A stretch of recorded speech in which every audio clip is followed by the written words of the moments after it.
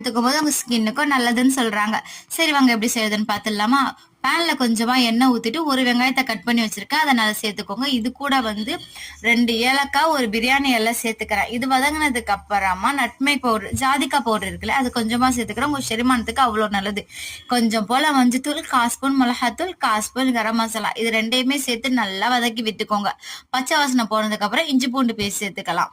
இதையும் வதக்குனதுக்கு அப்புறமா மல்லி இலை, கருவாய் இலைய அள்ளி எடுத்து கிள்ளி போட்டு வதக்கி விட்டுக்கோங்க. இது கூட கொஞ்சமா மட்டன் கொழுப்பு சேர்த்துக்கிறேன். டேஸ்ட் இன்னும் தூக்கலாவும் இருக்கும், குவான்டிட்டியும் அதிகமா இருக்கும். அப்புறமா அரை தக்காளி, அதையும் சேர்த்து நல்லா வதக்கி விட்டுக்கோங்க. இது கூட தேவையான அளவு உப்பு, கொஞ்சம் போல தயிர். தயிர்ல எண்ணெய் பிரிஞ்சு வந்ததுக்கு அப்புறமா எடுத்து வச்சிருக்கிற சவுரொட்டியை சேர்த்துக்கோங்க. இந்த வீடியோ பிடிச்சிருந்தா அப்படியே லைக் பண்ண மறந்துடாதீங்க. கூடவே சேனலை சப்ஸ்கிரைப் பண்ணிக்கோங்க.